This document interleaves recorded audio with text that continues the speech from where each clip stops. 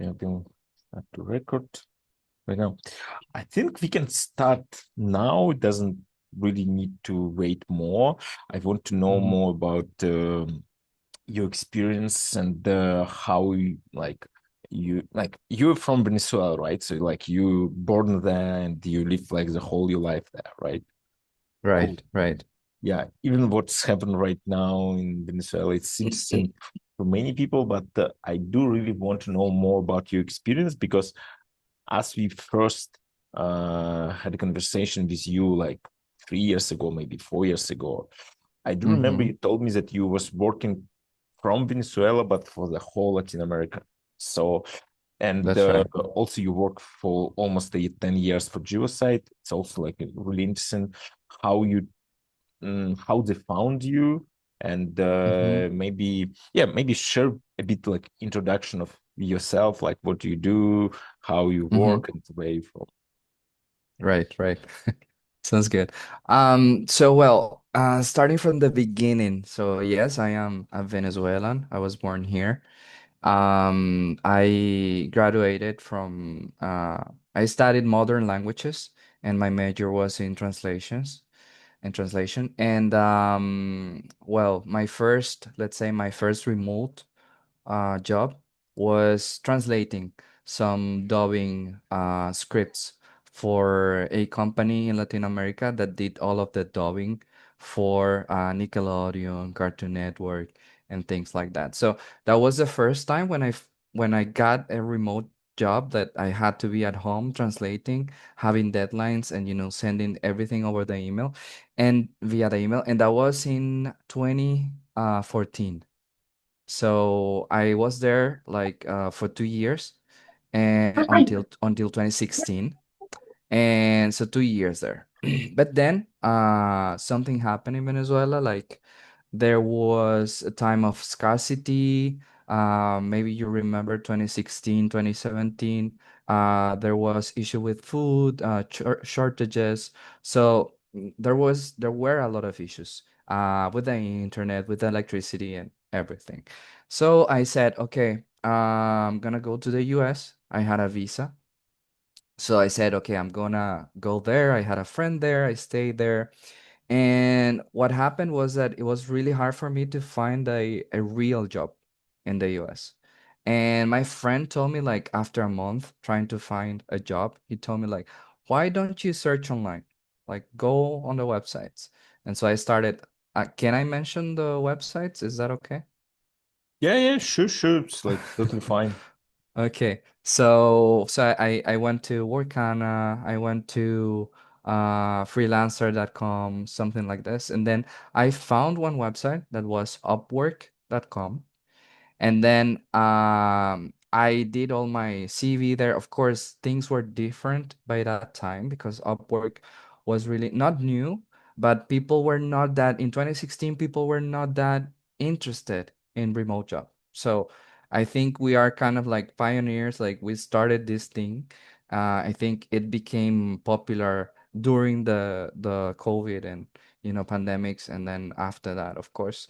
But then I went in that website and I posted like my CV and how it worked with the connects and thing. I don't know if it worked with connects by that time. I cannot remember, but anyway, I did that and finally I got like different several offers and one of them was Jivosite. I was Cool. I was really like not believing that I had the option. Like they told me like, okay, you're going to work for a week, no, for a month, and let's see. And so, oh no, wait, let me go back. I had an interview, and I didn't know anything about programming or anything about HTML, CSS, nothing, nothing. I just knew how to speak Portuguese and English and translate And Spanish and probably. Spanish. Yeah. And so they told me like, you know what, you are really nice and everything, but we are not looking for this profile at the moment, blah blah blah. And so after 2 weeks they called me back again and they told me like, are you willing to learn? Like, would you like to learn? programming and coding and everything. And they told me like we have a position for support in Portuguese and in English. Can you do that if we teach you? And I was like, okay, let's do that. Of course, they won't like. I was like, are they going to pay me? Is this I am going to work and they won't pay me, afterwards? And I was really nervous, but I said like, I don't have a job. I'm just going to waste my time maybe. So let's do it. And so that's how it started. So it was That's like how I got. 10 years ago, right? That was 10 years ago. Yes, Okay, cool. And I'm since that still time, working for them. and since then, yeah, you're still working in for Jivosite. Cool. And so Mhm. you just slowly from like customer support become like product manager, right? That's correct. Yeah. So currently, I'm a product manager at Jivosite for the Latin America region. And so I'm basically in charge of checking what's trend in our continent and what customers want because probably most of the time, their wishes are different or, trends are different for what they use in Latam and what they use in other parts of the world. So I'm in charge of that now. But yeah, I had to, slowly go up. And of course, it's been 10 years. And let's say that USI has been like an academy for me. They are really, they like to keep people and they like to, teach you. And that's how I got the job. They taught me everything I know. So that's why, I've been really, compromised with the company, let's say. Sure, sure, cool. Mhm. And so, as I know, you was working like I think some people already join us already. If when it's going to be recorded. So, guys, if you have some questions regarding to what's going on right now in Venezuela, for example, or like how to work in Latin America, just write it down, please, in the comments. I will ask German after that. So I want to know more about your how Jivosite started because I do believe when like 10 years ago there was nothing like Jivosite was not really famous like in Latin America. So Mhm. that back then, like 10 years ago, it was already some clients from like in Latin America, some like other users or like other like team members, or it just was from like beginning. So from the scratch, as you start to do it, like develop this. Mm-hmm. No, well, actually, Geosite was born in 2012, I guess. So I joined later, and there was already operations in Latin America. So I was not really the founder, and I was just following instructions. Like I was just support, and we had a team for support there, and I was just doing that, just customer support. And the strategy, for to get in this market, well, I know that there were several things that were done, like ads and the market was not explored by that time, I think. And so it grew in Brazil. So that's where it first started, in Brazil, and then it expanded to the whole Latam Spanish-speaking countries. Of course, all organically, working with positioning the website, SEO, and all of the techniques that you might know. And but yeah, so we started from Brazil. We are actually Brazil is our current, let's say, base for us, and our like a big chunk of customers, let's say second big chunk of customers are from Brazil. And of course we offer this chat solution for the website, which was really, let's say, new. And so we didn't have a lot of competition. So I think that's how it started. But by the time I didn't know all of this because I was just support. I knew just like, how to answer, like how to configure my widget, how to do this and how to do that. And then I started, checking, like knowing like how to check the website coding and check if the chat was installed, and then started to learn HTML, CSS, and all of those things. But actually, I wasn't involved like in growing the market by that time, so I don't know much. This is something I know after the years. but I wasn't involved really in the process of Okay. that market. Yeah. Cool. But maybe do you know like numbers, like how many customers you had, like for example, like when you just start to work for Jivosite, and how big it's grow like during these 10 years? Mm-hmm. Well, actually, I do not know. I think we can check that online, in similar web or something. Like, we can check like maybe the history, but I actually have no idea, Okay. how big we were by that time. Okay. So, and Mm-hmm. for you, it was not a challenge to work in like in Latin America, even like for Brazil, while you stay in Venezuela, right? So it was the same like for your process, like it was easy. And not really regarding to internet, it's more about like the communication between like, Right. Right. Actually, I missed the part. So, I found the job and I got the job when I was in the US. So, the premise of getting the job was that I was located in the United States. After I got the job, I said, okay, I might lose it, but I need to go back. I missed my family and I said like I cannot do this. And so I told them, guys, I am going back to Venezuela. Is that fine? Like, what do you think? And they were a bit scared. They say like, okay, but are you going to have, because we've heard, are you going to have electricity? Are you going to have good internet? Are you, because there were issues. And I told them like, don't, like, it doesn't matter. Like, I will solve the issue. Don't worry about it. And I did it so well that they never noticed. Like, I know from people in the company that were in Brazil, other places, and they were offline, for example, for hours or something, because they had issue with connectivity, issue with electricity, and I was never offline, never. Like, I did whatever I could to be online. And by that time we didn't have high internet speed like now. We have optic fiber, and we have a high internet. Like Venezuela at the moment, we have regular internet. Like for me, I have 1 gigabyte of connection, so it's high speed as Spain. Like it's nothing like it was in the past. And by that time, I had a DSL connection, was like a phone connection, and it was only like 6 megabytes, something like this.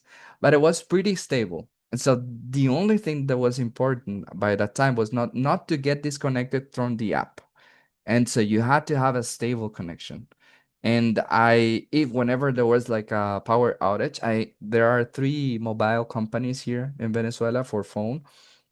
I bought the three, and then I had a SIM card for all the three. And whenever there was an outage, power outage, I had a laptop with a battery, and I connected with a mobile hotspot from any of the three. Like any of the three, like one of them was going to work. And that's how I did it. And it was really like, I like now thinking about it, it was really a battle, like with also with my family, like, hey, don't use the internet, please don't download anything, it's going to slow the connection. And of course, by that time, like people were not that involved in it, like on the internet, like right now that they use it for everything. I was like crazy about it, and my family were like, they didn't even like, there was no YouTube. I don't know if there was YouTube 2016. I guess there was, but not as yeah, popular. yeah, probably it was already. But I was already there. Yeah. like it's because over here, even like in Brazil, it seems that like Venezuela, they have like shortage of everything. There's like economic collapse, and so it's really like, yeah, just when you describe about that you have like good internet connections, this kind of surprised me. But so I Yeah. guess like even that time, like 10 years ago, it was fine to live there. It's fine to work like online. So and you speak English, so and also you get like visa for US. So for even that time, it was kind of understandable and how can I manageable to work online, right? Yes. It was, but I also have to say that I'm kind of smart, to be honest, because like not everyone did this.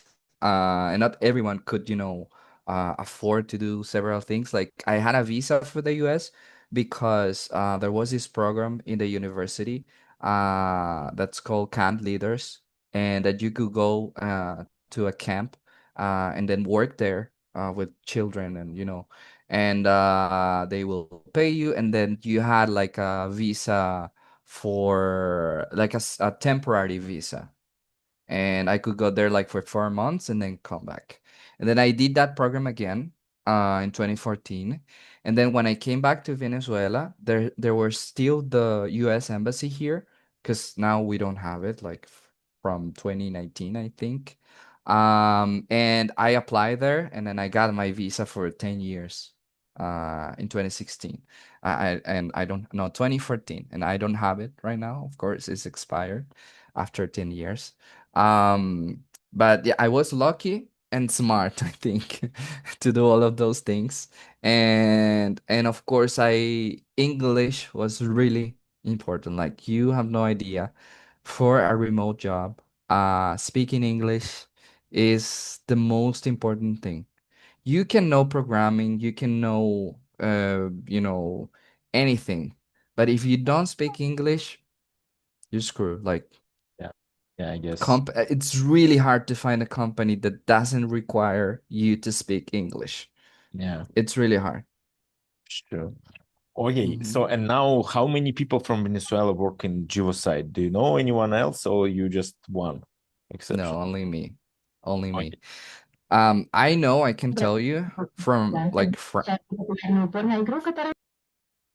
there was someone there, Sorry, yeah, yeah, yeah, just open microphone. turn off. Uh, Yeah, go ahead. uh-huh. Uh, Still. right. I don't know what she's I don't saying. know how, like, sorry, I just cannot. Okay, I need It's to okay. probably. That's fine. Yeah. No, because, yeah, go ahead. Uh-huh. So I don't know about like other people here like anymore from Jaivo side, but I can tell you about people working from here in Colombia. Friends I have that they do work remotely for companies in the US, companies in Europe and Spain, And my friends work and from several areas like there. I know project manager, I know a designer, someone that does programming. And then I think here in Latin America, it's been really good for us to have those opportunities because the remote job gives you the opportunity to make money from outside, but still live in your country where let's say, the opportunities and the salary isn't that good. And for people, for foreigners that hire you, maybe they pay you less than they pay to people inside their country, and for them it's affordable to have you. And for you that in your country that you don't make a lot of money, for you it's also affordable. So it's a two-way, let's say, win-win for both. And of course we can talk later about how like it's been like a remote job. It's affordable because you don't have to go to the office, and then you No, don't have to it's maintain an yeah, office, I and understand. you But know and all what the I mean, like things. in Venezuela right now, if I'm gonna hire someone from like Brazil or Venezuela, in Venezuela, the Hmm. cost of like salary is high. Like how, like, do you know, like compared to other countries, like how much money usually people charge like for this for the work, like for example, like regular, like I don't know, the minimum salary, for example, or like the salary of like designer, for example, or product manager. Like, is Yeah. it? Yeah. Yeah, I can tell you that. So in Venezuela, the minimum salary, like for people that, they work at supermarkets or whatever, maybe they do like $200, something like this. If they they work like with Chinese and they're very young, they could make like $25 weekly. So that's like $100 a month, and that's nothing, because here the prices of everything are international pricing. Like a pizza, it's $15. So, it doesn't compensate. But then when you go online, people, what they require, if they speak English and that, they have an ability, maybe $600 and above. Because if you have an ability and you're smart and you study and whatever, maybe you can get a job here in Venezuela that's like $400, something like this, or $500 in an office, which is really hard to find, but you can find it maybe in Caracas. Because that's another thing. If you're living in the countryside, it's hard to find those jobs, like regular jobs. And so for remote, I guess like the starting point is like 600. If you don't know like a lot of things and you're new, like a new designer or something, and then it could go up to $1,000. If you know more, like if you speak another language, and you know, it depends on what you do also and what you find. Because I know like in Upwork there are gigs, and then you can, join a project and that's it. But then you can also find like a regular job that's like my job, that you work online, but you still work the whole, working hours and everything. So that's mostly about it. And also, I know that in Colombia, they have this, it's a base for call centers. So they work remotely from there, and they do go to an office. Some of them work like remote also. And they just make the minimum salary, which is about $400, something like that. So it's really cheap Yeah. to maintain a call center in Yeah. Colombia. Yeah, I know. Yeah, I know some of Mm-hmm. them already even. Okay, Mm-hmm. so Mm-hmm. let's move to a bit more for Latin America like market, and because your specialty right now is like product management, right? So, Mm-hmm. and you told me that like there's a different like between how users like in Europe or in other parts of the world work compared to Latin America. Maybe you can share some like your insights and like how you see the difference, like even for Jivosite particularly, like for example, related to customers in Brazil or Colombia, because I know that you work like in the whole Latin America, right? Mm-hmm. Mm-hmm. Do you know any differences like between like customer journey map, like how they work? Maybe you can share something with us. Yeah. Well, I cannot share like much details about the Yeah, sure. company No, like itself, it's more about like general. It's not but about like Jivasite mostly. It's more about like general cultural patterns. exactly. Yeah, I was gonna say that like I can talk more about the culture and the difference regarding that. For example, well, what I have found when I know this because of I know the culture, and it's that Latin American countries, they need more compromise, and they need more work than customers, for example, from the US.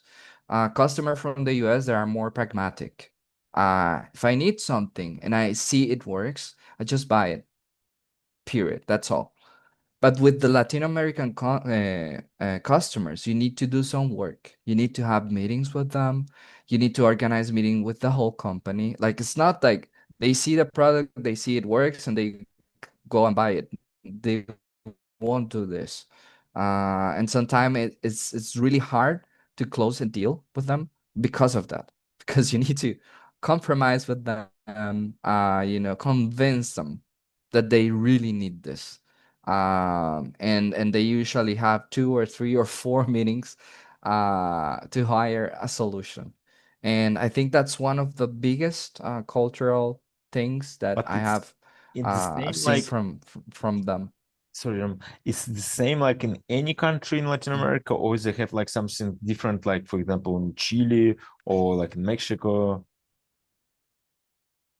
I think it's pretty much the same. There might be some customers from some countries like Chile or maybe Mexico or Ecuador that might be, like there are different like in the amount of money they can spend depending on the country in which you invest. But in order to talk to them, and they are mostly the same because they are Latinos, and then they feel the same, I think. And you have to be. It's not that you don't have to be nice to the Americans, like in the United States, well, Americans, but for them from North America. But for the Latinos, it's more like a feeling thing with them. And they usually like get one solution because they thought that the person was nice. So something like this, right? And I think the difference is it's about the money, maybe. Some countries have more, like, more money to invest. For example, if you go to Venezuela at this moment, well, and for several years, it was not a market that people were interested.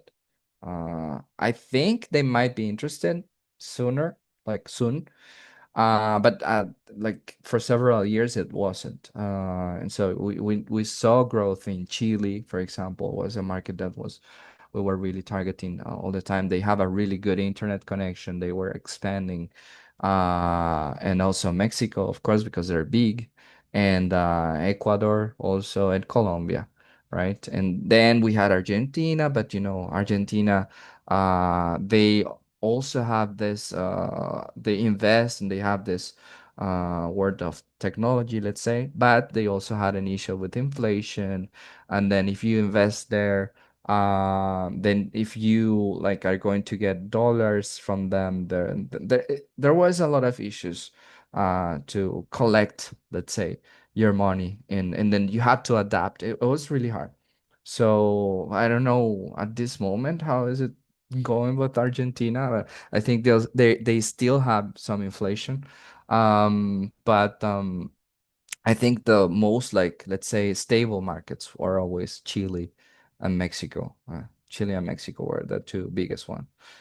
So, Mm-hmm. like, for example, thank you for your information, honestly, because it's really interesting, like, as a native, what you see in other countries, and like, as you work in with Latin America.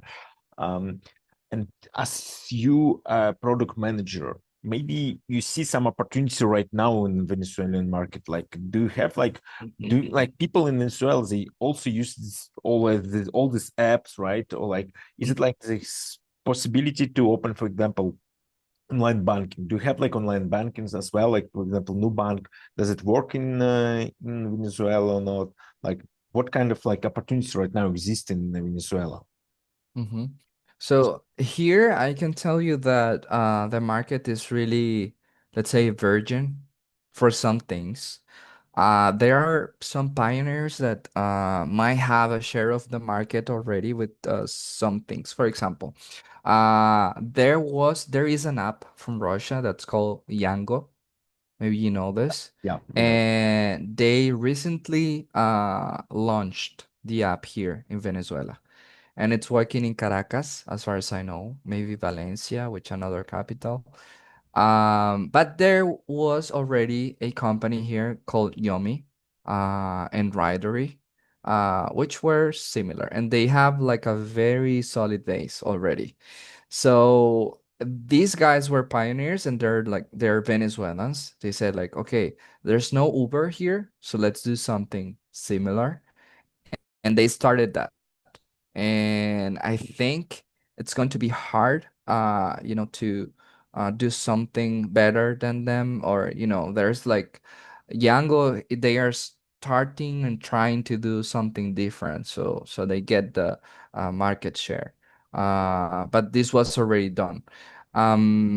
We had some, like, they also had like Uber Eats, something similar. It's also in Yomi, because they have Yomi rights, and now Yomi for the food.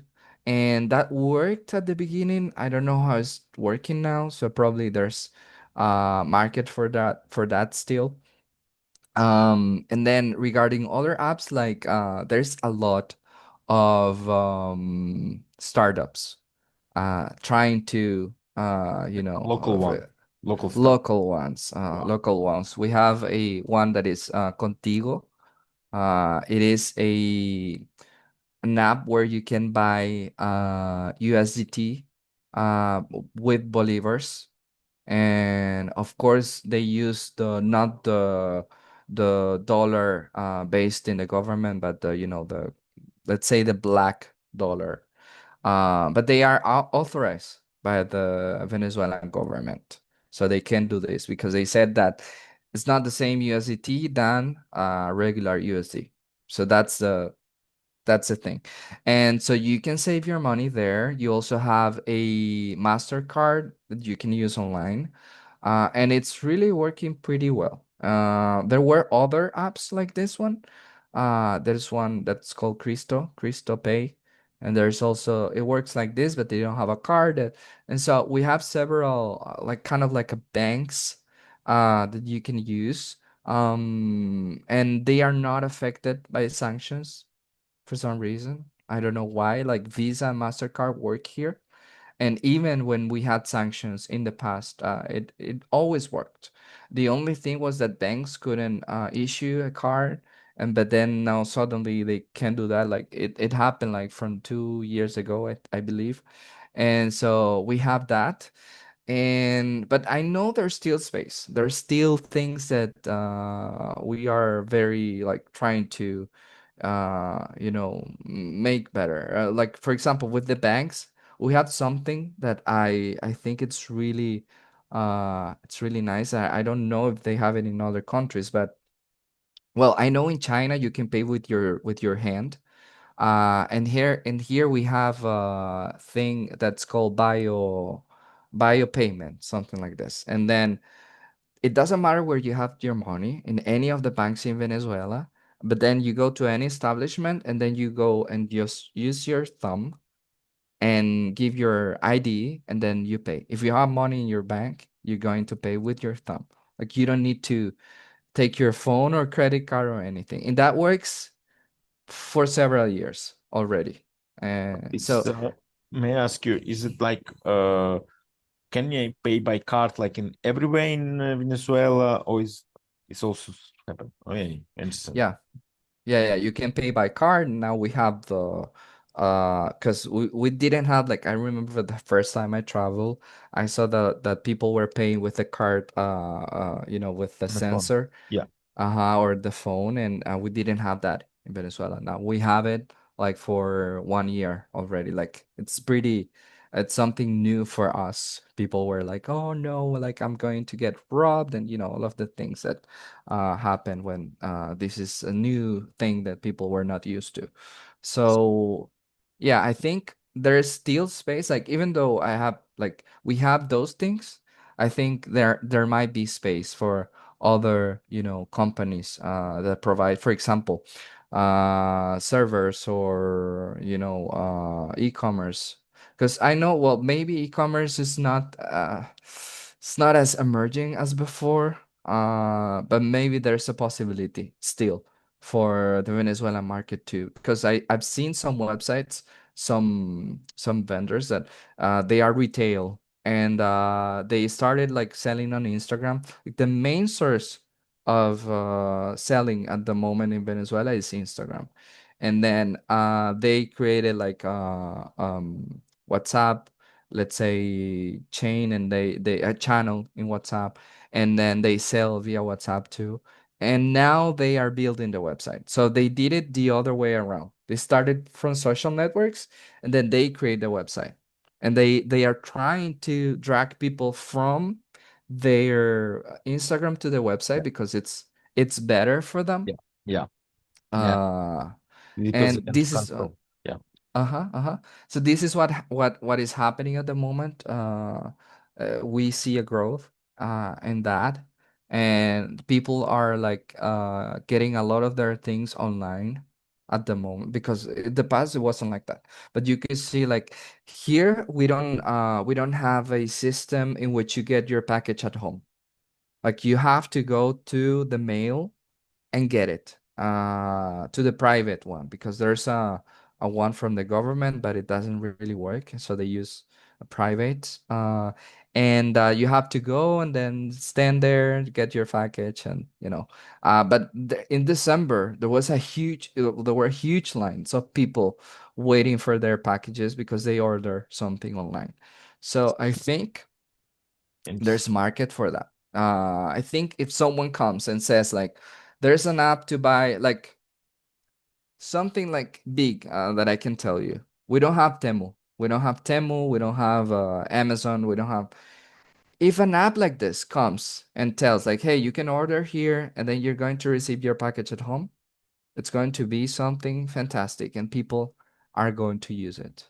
German, honestly, it's really interesting. I believe that our time is just almost finished. I think we have just like 20 seconds to finish, and Hmm. like I don't see any questions like in the comments. So maybe someone I will contact you like